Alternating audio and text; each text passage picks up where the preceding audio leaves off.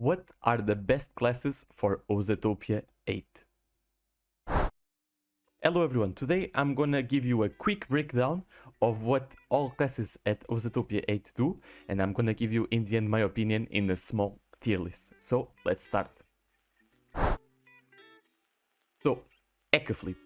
Ecaflip, it has basically the same passive, which is Lucky, and what Lucky does, it has, as soon as you summon a monster, it gives them 30% critical base, and each time it critical hits, or your monster critical hits, it gets 5 critical damage and it can stack up to 10 times. So if you crit 10 times, you get 50 critical damage. It depends how much times you hit because it lasts for 2 turns, but it's really nice early levels. The next spell that they have is a Gemmy Kit. What it does basically is that if you use it on an allied monster, not your monster, on an allied monster, it gets 7% critical. It also gets 1 AP, gets some shield and power, but if you do it on your own monster, it gets 12% critical, 1 AP, gets more shield and more power. Basically a cool Wheel of Fortune from last Temporis. The catnip is really simple. It's sleep, as you can see, from last Temporis, and on level 100 you can do it 3 times. And the ultimate spell is really interesting. So basically, as soon as you cast it on your ally, it will get 50 critical damage. At level 190 it gets 200 critical damage. It gets 50 critical damage, and how it works is basically the first line is for you, the second line is for the enemy. So the first line is if you critical hit, it heals and wounds the enemy. The second case that can happen is if you critical hit, you get AP back from the spell you used, and you do minus AP on the enemy. The third case, you get 1 MP and you do minus 1 MP on the enemy. And the fourth case is you get power and you remove power from the enemy. That's basically how it works for the Ecaflip class. Up next we have the Eniripsa. Eniripsa, the passive is really simple. Basically, the more damage your monsters take, the more damage they will heal per turn. And every single time a monster is summoned, they will always heal in the beginning of their turn. The next spell that they have is Alternating Word. What it does is that it increases AP, the power, and the heals received on the monster, like 40%, 50 power, and 2 AP. And it on the enemy, it minus effects, it erodes, and it reduces the heals that they take. It's not bad at all. Up next, we have Fulminating Word, which is basically a heal that works like Fulminating Arrow. As you can see on the image, it just heals like Fulminating Arrow. We have Lifting Word, that it works like Lifting Word, but it heals as well. You can switch your monster and heal him at the same time. And if you switch on an enemy, it applies the gravity state on the enemy, as you can see. It's not bad at all as well. And to finish it off, we have the ultimate spell from Eniripsa, that it's basically a recovering word, as you can see. It heals and gives shields. It's a bit weak for an ultimate spell, but it's Eniripsa, right? It's Eniripsa. But it gets healed for 2 turns. It gets healed for 2 turns, but I don't think it's the most good spell. Up next we have Iop. And Iop last Temporis it was good. This Temporis I feel like it's gonna be good as well. As you can see, as soon as you summon a monster, the passive gives them 16% melee damage, so it's a very CC class. And if you have no one close to you, you get 1 MP, just like Abyssal. And if you have at least someone next to you, you get 200 shield. And if you hit, you get 3% melee damage each time you hit. It stacks 5 times, I'm sorry. So basically 5 times 3, it's 15. And 15% melee damage plus 16, it equals to 31% melee damage, and that's a lot, really a lot of damage. Up next, the spells we have Intimidation, really simple. If you push an ally, it gets 10 lock. If you push on an enemy, it gets minus 10 damage. It pushes a lot of cells. It actually pushes a lot of cells, as you can see on the screen. Up next, we have Dualist Block. Basically, with Dualist blocks, is that it gives range resistance and it gives shields to yourself, but to the monster, I would say. It gives shields to the monster and to the allies if you do it. As you can see, it cannot take damage because it gets a lot of shields. Then we have Pouch. Pouch is basically you do it on an enemy mob, I'm sorry, and it reduces the melee and the melee resistance. It does minus melee damage and minus melee resistance, which means you'll hit it's a vuln. It's basically a vuln. And the ultimate spell is Burning Heart. It costs 7 AP, And what it does, it increases the final damage by 50%, 50% melee damage, and 30 power, which is not bad. So basically, you can almost one-shot someone, huh? You can almost one-shot someone. It's really simple. It's IOP style. It's just to pew pew pew. So let's see. Let's go to the next class. Okay, up next is Kra, and the passive is called Distant. It's really simple. You can increase the range and the range damage each time you hit, of course. It's a bit like IOP, but instead of being a melee, it's ranged. And if you get hit CC, you cannot get locked. So as you can see, he got hit CC and he cannot get locked, which is super, super nice. On the first spell, we have Retreat Arrow. Super simple. You simply can push back a lot. Level 195 cells, but the level 1 is only 1 cell. Then we have Dispersing Arrow, which is really simple as well. And it erodes 5%, a level 190, 10%, so it's an erosion spell. And Betsai, it gives -2 range and -5% range damage in an area, I suppose. I don't know if it's in a cell, but it seems like it's in an area. And to finish off, the ultimate spell is called Sniper. That's a cool name. And what it does, you use it on a monster, and it's like IOP. You have 100 range. It's Sentinel, basically.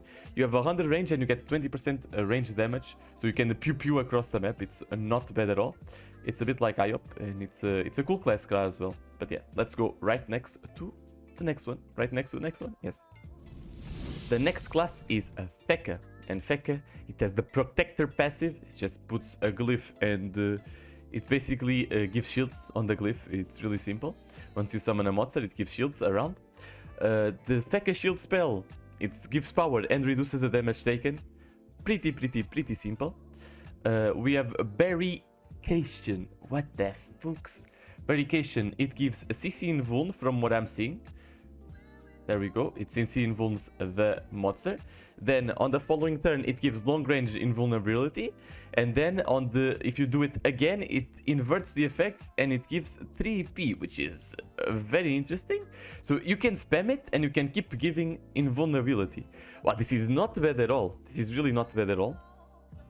And on the last spell, we have Teleprotection. So I guess you can switch, like maneuver. And it reduces the damage on your monster. It's not bad at all. You can do it on an enemy as well, but on a monster it switches in the zone. Then we have Preservation, which is the ultimate spell, which is 7 AP as well. I just realized the ultimate spells are all 7 AP. And it completely reduces all the damage suffered from enemies, applies a shield to them each time they suffer damage. So you get a preserved state, you get 170% level of shield, like you have a lot of shields, and you take no damage, but it's for 1 turn. Doesn't seem as big as I thought it would be, but it can maybe, I mean, you can abuse and it will never get killed, your monster. In certain situations, it can make a difference. But let's see the next class. Okay, now we have Sacrier. Sacrier, it's the first class that has 4 spells, and the passive is if you take CC damage, you get AP. If you take range damage, you get MP. It's pretty simple. Then we have Vital Transposition. I'm sorry. I guess you can transposition something, and then it either gives -10% forever. I don't know if it's true. No, it sacrifices your own HP. And on a Sacrier monster, it heals by 10%, which is not bad at all. Up next, we have Attraction. Really simple. You attract something, or you can also attract the monster to heal him. Up next, we have Thorn Crown, which means each time your monster gets hit CC, it reflects damage. It reflects damage around it. It redistributes 50% at CC and 30% at distance. Bloodthirsty Madness is the 4th spell, and it keeps 4. Wow. Erodes it and then transfers HP. Okay.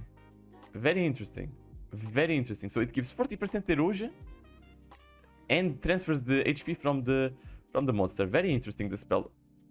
Very interesting. And the ultimate spell is called Let's Stand.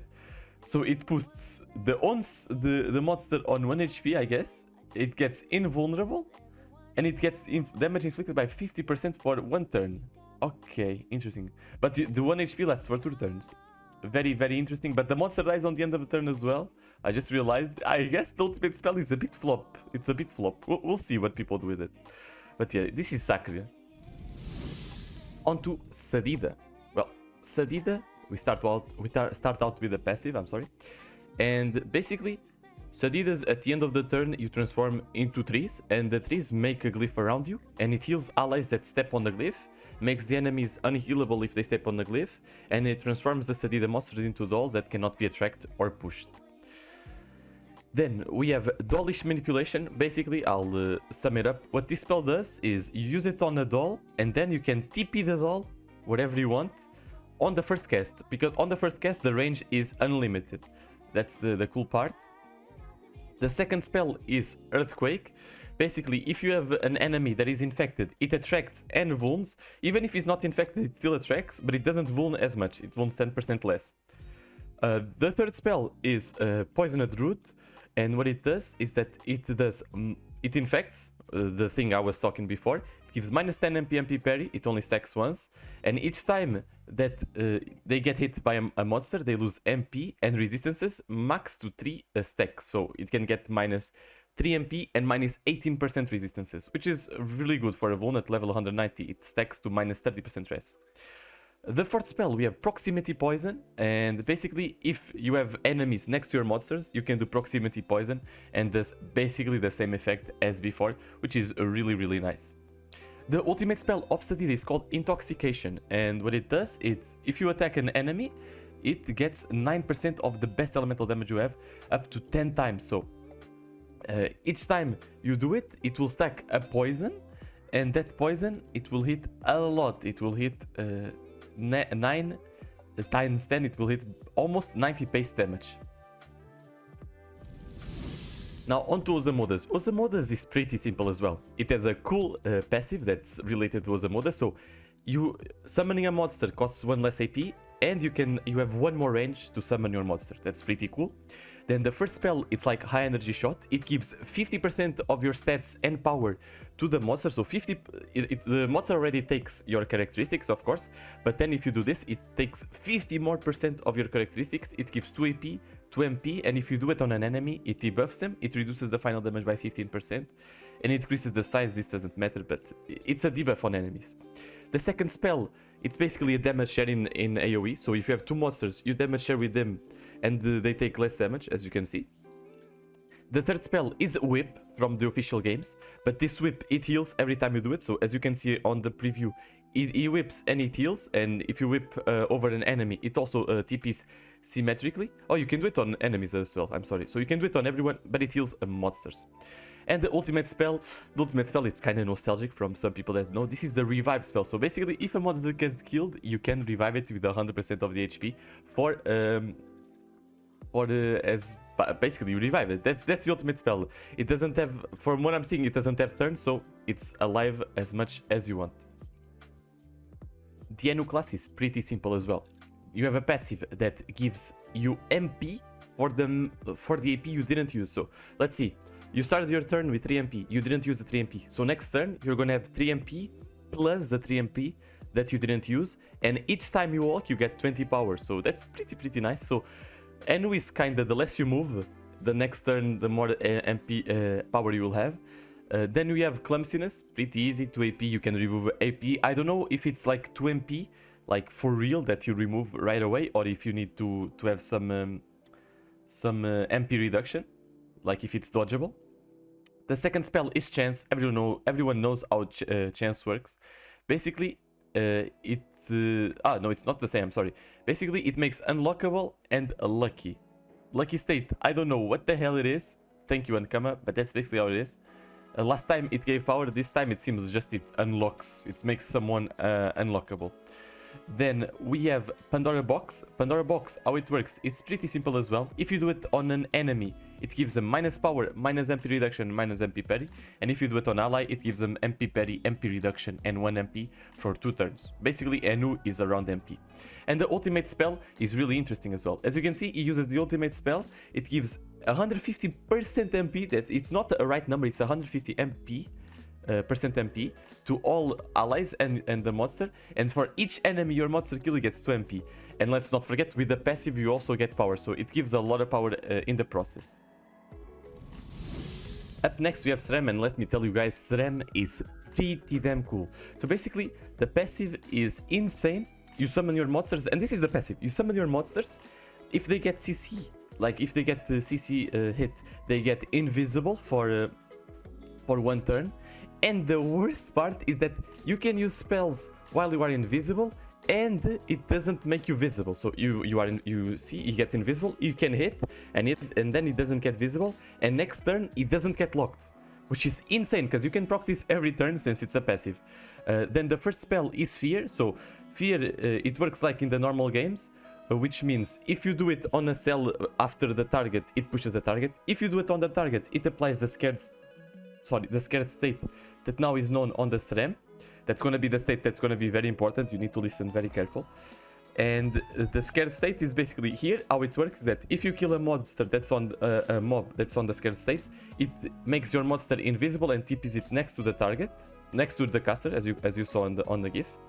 And then the second spell, this is where the scared state is important. It's a secret trap that it attracts 3 cells, and if it's on the scared state, it wounds the target. And then we have a drift trap that if it's on the scared state, it erodes the target. That's how the traps work. And then we have the ultimate spell that basically makes the monster invisible. Like you can do it on yourself, makes the monster invisible and does 10% final damage. It's nothing special ultimate spell, but the other ones are really, really nice from what I saw. Okay, now we have Xelor, and I'm very, very sorry for my... I don't know why it's difficult 1-star, and can I explain? I'm very, very sorry for my Xelor mains, but I think Xelor is not as good. As you can see, it's about AP reduction again, and every time your monster does AP reduction, it gets 1 AP back in power. It depends a lot on monsters, this class. Then we have a spell called Counter, but it works like Temporal Loop Shield. The mob is going to hit the monster, and it's going to TP back. And then in the end of the turn, it's going to go back again. That's basically how it works. We have Haziness. That's basically a temporal dust for the main Xelors. And it applies Blurry State and removes AP from the mob. We have Temporal Teleportation. Basically, it minus AP parries and gives the Blurry State again.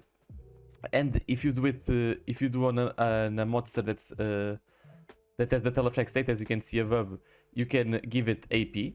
That's basically how it works. And the ultimate spell is kind of awkward. Basically, it gives a lot of AP to your monster, and if you hit another mob and you kill it, you switch with it, and you get also you get 100% AP reduction. So nothing special on the Xelor. I'm sorry for my friends, but maybe if it was the retro Xelor, it would be really much cooler, I guess. Pandawa is pretty cool as well. Basically, you have the Sober and the Drunk State on your monster as soon as they get summoned. The Sober state, it's pretty simple.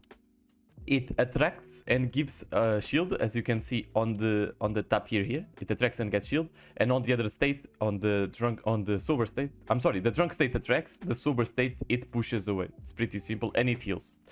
Then we have the Blowout. I'm going to show you first because it's the spell that's going to be used to change from Sober to Drunk State. As you can see, you have 10 range, no problem at all, 1 AP. Kar Shamrak. Basically, it's really simple. You pick up a mob, you throw it. You pick up a monster, I'm sorry, you throw it. Simple, simple, simple. We have a Stain as well. Pretty simple as well. It reduces the effects, and if you do it on an enemy, it reduces power and wounds. Pretty simple as well, Pandawa. And you have Stabilization. Basically, you do it on a monster. On the Drunk State, he gets MP parry. On the Sober State, he gets AP parry. That's basically it. I don't know if it gets unlockable or not. It doesn't say, so I guess it does not. And the ultimate spell is called Aperitif Lure. Very interesting. So on Drunk monsters, it increases locked and resistances and attracts everyone around, like the passive. On Sober, it makes them unlockable and heals them and pushes everyone around. And that's basically it. 20%. Nothing special. Maybe for pushback, but it seems nothing special for an ultimate spell, I'm gonna be honest.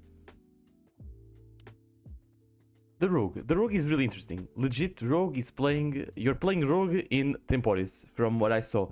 The passive is the monster, each time it passes the turn and you don't use the bomb, it gets 1 more state up to combo 5. So it gets up to 5 states just by passing its turn. Then the first is the explosion. So it level 160, it's a lot of damage. Even level 1, it's a lot of damage. You have 75 base damage. If it gets to turn 5, it's a really lot of damage in AoE, 2 cells. Then the second one, it's the same thing, but it heals and gives power to allies. And the third spell is Crossing. Super easy spell, Crossing from the normal servers. Everyone knows it. And the fourth spell is a Kickback, also from normal servers, and it shields your monsters. It's basically Rogue on Temporis. And now the ultimate spell. The ultimate spell is a bit more complicated, but it increases the explosion from 2 cells to 4 cells, from both explosion and implosion. On all enemies that you can see, it's going to use a spell around it, and it's going to do erosion. So you do the spell, it's going to erode everyone around your monster, and then the monster you can explode, and the next following turn they get damage by the amount of eroded damage they took. I'm going to repeat because I was a bit confusing. Basically, you use the ultimate spell, you mark them all, they take damage, and the damage that they took from erosion, from other erosions, they take it again the next turn. It's a bit complicated, but I think just the other spells are much easier and cooler to play with Rogue. Now we have Masqueraider, and Masqueraider is as easy as per usual. Just kidding, it's a bit complicated, but as you can see, the passive is a bit about pushback. So on the Craven Mask, which is the Coward Mask, it repels. On the Severe Mask, it does minus final damage on the enemy, and on the Degenerate, I cannot believe Ankama said this, it reduces the pushback resistance. Pretty simple. Then we have the masks. You have 3 masks. The Craven Mask is super easy. It increases the caster's MP and makes an unlockable yourself.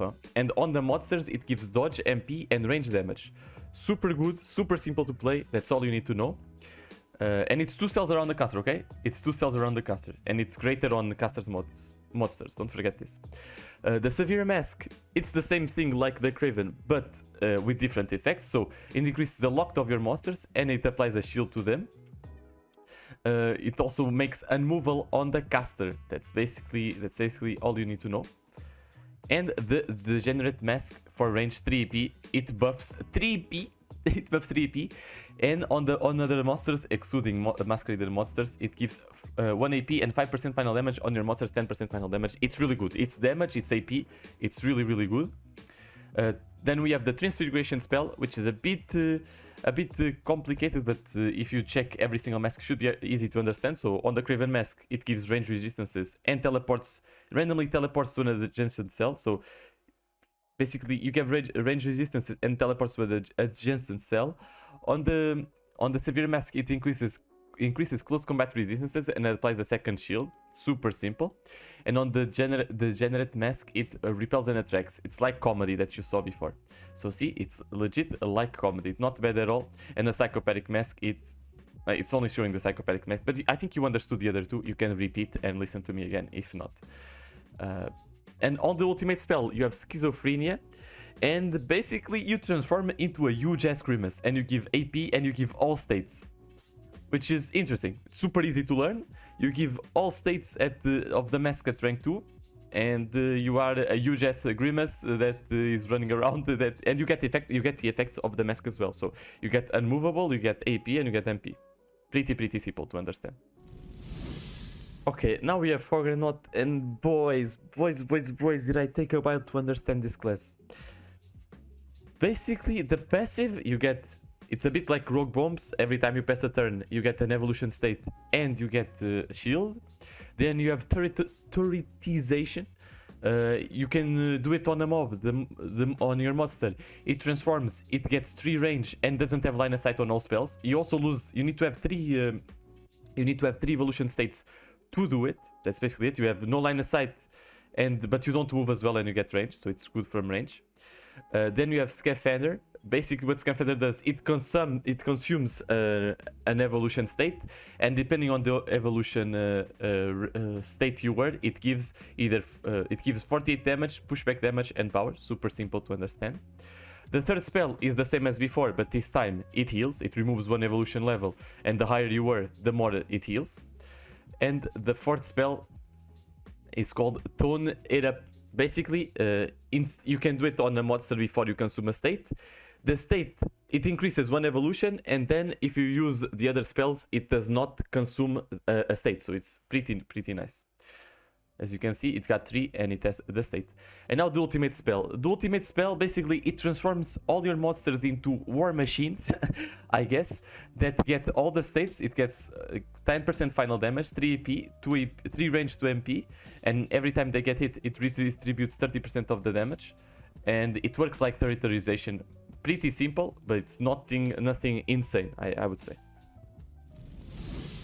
Okay, now we are on Eliotrope. Eliotrope, it's the class I'm gonna play, and it's a bit confusing. It's not as broken, because Eliotrope was always broken in Temporis, and now I feel like it's not as broken. The passive is simple. Every time an ally passes through a portal, it gets AP and power, and it heals himself. Super simple. And if you kill an enemy with your ally, if he's not in a neutral state, so now you need to neutral your monster for it to not put a portal below him, it puts a portal below him, which is very interesting. Then you have the portal spell. You put a portal, simple as that. You have neutral. It closes, and you can do it on the enemy as well. It attracts, and it gives back your AP. But you can do it on the monster as well, so it doesn't make a portal when it hits. As I said before, super simple. And then you have convulsion. 2 AP, it wounds and debuffs. Super simple as well. It's only if they pass through a portal, okay? So if you do it through a portal, it debuffs and wounds. And then we have stretching. Stretching, it works like on normal servers. If you do it on yourself, it reduces HP on yourself, but it gives range to the portals. And if you do it on the monster, it gives 3 range to the monster. Nothing special. The ultimate spell is called Mystification. Applies the mystified state and increases the number of casts of the portal spell. To be honest, it's not the best thing ever. And then when if someone passes through the portal, as you're gonna see, the damage does not increase. It doesn't matter. But if he passes through the portal, it does a lot of damage around them. Of course, you get 3% final damage for each damage inflicted through the portal. It's very weak. Very weak. As I said, Elio is not as broken as before. Now we have Hupper, and mamma mia, as people were very excited by the ultimate spell. But first, let's talk about the passive. Passive is really simple. If you do a combination, you have it all here. Take a note. Eruption, Earth Fire increases lock, Earth Water increases shields, Fire Water increases resistances, Fire Air increases the critical chance, Water Air increases dodge, and Air Earth increases pushback damage. That's basically the combinations that you do with your monsters. It's gonna increase the stats that you're gonna get. Pretty simple, the passive. It's Huppermage. Polarity, insane spell. It works like in normal states. In normal game. Earth, you push. Fire, you switch with your monster. Water, it attracts the monster. And air, you TP with your monster. Super cool, basically. It's super cool. Then you have Exaltation. Exaltation, it's like the contribution. You can do it on your monster. And it gives them according to the state that you are. Earth increases power, fire heals, water increases AP, air increases MP, and it can only stack one time, and but it lasts for 2 turns. 15% base damage. Like, let's see, level 60. It's already decent, I guess. Journey, super easy spell. 3 AP, you can journey. You can basically, it's a dash across the map. And you have cycle to cycle the elements, as you can see. It cycles as well. And if you do it on yourself, it places a rune on yourself. I don't know if they will show it. They do not show it, but on the caster it places a rune under you that it affects all the monsters. So if you do it on yourself, I guess it puts the same state on the monsters. It's not really explained, but it's cycle. You basically need to use it on the monsters. And the ultimate spell, it's like very weird. It's not even showing anymore. Okay, it's showing. Basically, you put a state on all the monsters. Like right now is Elemental Shield, and according to what they hit with, it's gonna do damage in everything. So it hit with fire, it does the combination, and it can hit with another element. This time it will be a chance, and look, it's gonna keep going like this, and it works like a fulminating arrow. So the more combinations you do, the more damage you do. You can see it right here. If earth damage, it does in this line. If you do it on the other one, it does on the other line.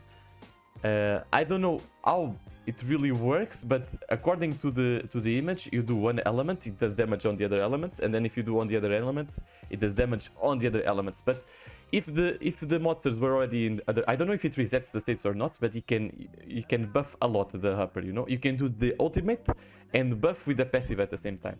I don't know if it works like this, but I hope if it does, it's pretty not bad, pretty not bad at all. I can't English. Man, some of the stuff are really funny, and Ouginak is one of them. Basically, the passive is kinda like last Temporis. The higher the prey is, the more you heal and the more you vuln, but only on the Ouginak monsters from what they are saying. The first spell, super simple, you do it on an enemy, it attracts all the monsters to it for cells. Sniff, you switch and you vuln, and you erode, I'm sorry, you switch and you erode the target. The third spell, if you get damage, it provokes all the enemies basically. Directed to it, as you can see. If you get damaged, you get buffed. It's the same as Gnaw. Then you have the prey, super simple to put prey, and the ultimate spell is super funny. Basically, you transform all your monsters into mastiffs, and they get a lot of MP. They get fully buffed, and how it works is that they get the prey state. It doubles, so it wounds twice as fast, and it heals twice as fast for the hits that they do. It's pretty interesting. And to finalize it, we have Forgelance. It's the first Temporis with Forgelance, and it's a bit sad because the class is nothing special. Okay, the passive is not bad. Basically, you can do a lot of AoEs. It redistributes the 30% of the damage you do around it. Why not? That's not bad, actually. But this is very sad. Basically, it's called Manidra. It puts a parry mode on the first hit that your monster takes, so it takes less damage and gets pushed back, the enemy. This one, it gives shields and pushes everything. It either pushes everything together with shields or pushes everything back. This one pushes everything back. Basically, this one heals and pushes everything back. It's the variant of the other one. And the ultimate spell, it basically, you summon a huge ass lance in the middle of everything. It attracts everything. It reduces power from the enemies and it gives power to your allies. Super simple, and it debuffs everything. Nothing special for the Forgelance class. And that's it, everyone. I hope you guys enjoyed. This is my quick explanation of what all classes do. I'm sorry. And this is my tier list. If you have any questions, it's up to you. Leave them in the comments. I'll try to explain you the classes if I can in more detail, if you have interest in any class. And in the end, this is my tier list. This is the classes I think it will be strong. In the end, it also depends how you use it, how you're gonna farm, how you're gonna rush, if you're gonna play for fun. The tier list is about the best classes, of course, but I also try to make it the simple and the easier to use, the better, because some are strong but very complicated, and in the end, it's not worth it for you to play it if you cannot really use them, right? So yeah, I hope you guys enjoyed. Don't forget to leave a like, and I'll see you guys in Osatopia 8.